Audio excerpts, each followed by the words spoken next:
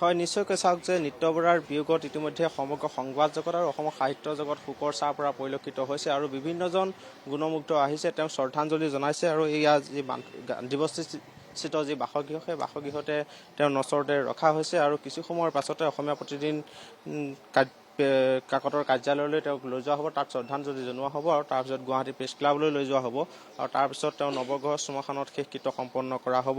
অসমীয়া প্ৰতিদিন কাকতৰ সহযোগী সম্পাদক এই মুহূৰ্তত প্ৰকাশ মহন্ত এই মুহূৰ্তত আহি পাইছে আৰু তেওঁৰ পৰা আমি কিছু মন্তব্য ল'বলৈ আমি চেষ্টা কৰিম। বেয়া লাগিছে, কথাখিনি ক'লোৱেই। আপুনি দীৰ্ঘদিন ধৰি পাইছিলে? মই পাইছোঁ, তেওঁক ককাই হিচাপে পাইছোঁ, অভিভাৱক হিচাপে পাইছোঁ, সতীৰ্থ সংগ্ৰামী হিচাপে পাইছোঁ। তেওঁ যদিও কমিউনিষ্ট আছিল, মই লেফটিষ্ট বা ৰাইটিষ্ট একো নহয়। তাৰ মাজত মতবিৰোধ আছিল। হীৰেণ গোহাঁই ছাৰৰ লগত যেনেকৈ কাজিয়া হয়, তেওঁৰ লগতো মোৰ কাজিয়া হৈছিল বিভিন্ন সময়ত। কিন্তু সদায় তেওঁ দাবী কৰিছিল যে মোৰ তই ভাই, তই মই তোৰ ককাই। আৰু সেইদৰে আমাৰ পৰিয়ালৰ সদস্যসকলেও তেওঁক গণ্য কৰিছিল। কালি চাগৈ মামুৱে যিমান ফোন পাইছে পৰিয়ালৰ লোকৰ, তাতকৈ বেছি মই মোৰ পৰিয়ালৰ লোকৰ ফোন পাইছোঁ বা মেছেজ পাইছোঁ।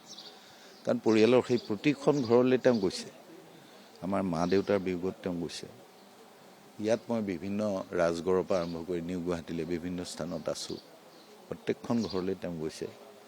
তেওঁৰ গাড়ীখন মোক দি দিছে, মোৰ গাড়ীখন গেৰেজত দিয়াৰ বাবে মই নগাঁৱলৈ গুচি গৈছোঁ 10 দিনৰ কাৰণে লৈ। এনেকুৱাবিলাক সম্পৰ্ক আছিল আৰু তাৰ মাজে মাজে একোটা তেওঁ শিক্ষা দিছিল, সমাজৰ শিক্ষা। তেওঁ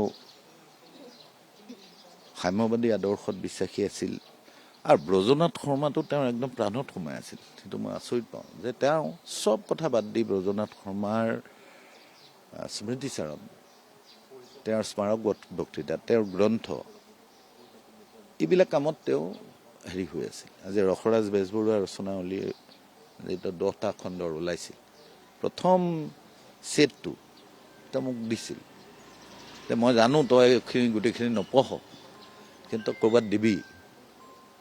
মই সোণতলিত, হোমেন বৰগোহাঁই পুথিভঁৰাল এটা আছে, সোণতলিত মই সেইটো দিছিলোঁ। আৰু তেওঁক কেতিয়াবা হঠাৎ অসুস্থ হৈ যাওঁতে মই চিকিৎসালয়লৈ লৈ গৈছিলোঁ, ইয়াত যিহেতু কোনো নাথাকে। আৰু তেওঁ যেতিয়া অকলশৰীয়া হৈ গৈছিল, ছোৱালী বাহিৰত পঢ়িবলৈ গৈছিল, তাৰপিছত চাকৰি কৰিছিল, তেতিয়া মই প্ৰায়ে আহি তেওঁক সংগ দিবলৈ চেষ্টা কৰিছিল। আৰু এবাৰতো 3:30 বজাত ইয়াত গাঁওখোৱা বুলি ড্ৰাইভাৰ ল'ৰাটো আছিল, সি খবৰ দিছিল যে এনেকুৱা স্বাগত হস্পিটেললৈ লৈ গৈছিলোঁ। ৰাতিপুৱা মেজৰ তেওঁৰ অপাৰেশ্যন হৈছিল, তেওঁ বাহিৰত ষ্টেণ্ড বহাইছিল, তাৰ পৰা ইনফেকশ্যন হৈছিল। সুভাষ খান্নাই কৈছিল যে এইটো হেৰি হ'ব লাগিব। মই বোলো আপুনি কিন্তু 2 নম্বৰী নকৰিব। কৈছে আপুনি একদম ICUত অতীত বহি থাকিব, আপোনাৰ কাৰণে চকী ৰখা থাকিব, আমাৰ অপাৰেশ্যনৰ ছিষ্টেম কেনেকুৱা চাব। সেইবিলাক ব্যক্তিগত কথা, কিন্তু সামাজিক বিষয়ত তেওঁৰ যিটো মানে সংগ্ৰাম, সমাজ চেতনা আৰু হঠাৎ সংকটত পৰা সৰু সৰু পৰিয়ালৰ প্ৰতি তেওঁ উবুৰি খাই পৰিছিল। আমাৰে বহু ষ্টাফৰ বিপদত, সি ড্ৰাইভাৰ, সি হয়তো একদম জুনিয়ৰ চাবিত্ৰ ৰিপৰ্টাৰ, তেওঁলোকৰ বিপদত তেওঁ নিজৰ ককায়েকৰ দৰে উপজাচি তেওঁ গৈ জঁপিয়াই পৰিছিল। এইটো এটা তেওঁ বিৰল ব্যক্তিত্ব। সাধাৰণতে সেই পৰ্যায়ৰ মানুহবিলাক এনেকুৱা সৰু সৰু কথাৰ পৰা মুকলি হৈ থাকে। কিন্তু তেওঁ মোৰ অফিচত আছোঁ, তেওঁ হয়তো অফিচৰ পৰা ওলাই আমাক ঘৰ পাব, অফিচতহে গম পাওঁ। বা শ্ৰীমতীয়ে ফোন কৰি কয় নিত্যদা আহিছে, তুমি সোনকালে আহিবা নেকি? ময়ো গৈ আছোঁ। মই গৈ যোৱালে হয়তো তেওঁ গ'লগৈ, এই গাধটো যাব, আহিব দে মই যাওঁ। আমাৰ গতিকে ল'ৰা ছোৱালী চবৰে, মোৰ ল'ৰা ডিব্ৰুগড়ত আছে, সি ফোন কৰিছে যে নিত্যদা, সিহঁতেও নিত্যদা বুলি মই নিত্য বৰ্তা মাতিছিল, নিত্য বৰ্তা এনেকুৱা হৈছে নেকি। ছোৱালী অফিচৰ পৰা মোক ফোন কৰিছে, বাইদেউ তেজপুৰত থাকে, বাইদেৱে ফোন কৰিছে, দাদা থাকে, তেওঁ ফোন কৰিছে, মোৰ ভাইটিয়ে ফোন কৰিছে, ৰাতিলৈকে মোৰ ভাগিন ভতিজা, সিহঁতৰ নাতি, সেইবিলাকেও খবৰ লৈছে। ইহঁতে চিনি নাপায়, কিন্তু আমাৰ আপোন কোনোবা এজন ঢুকুৱা বুলি ভাবিছে।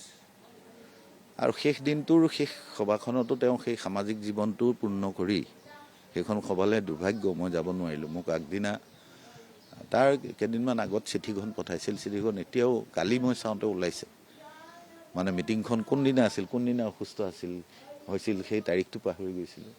এই 26 অক্টোবৰ সেই মিটিং শেষ কৰি তেওঁ ঘৰলৈ আহিছিল। তাৰপিছত তেওঁৰ ষ্ট্ৰক হৈছিল।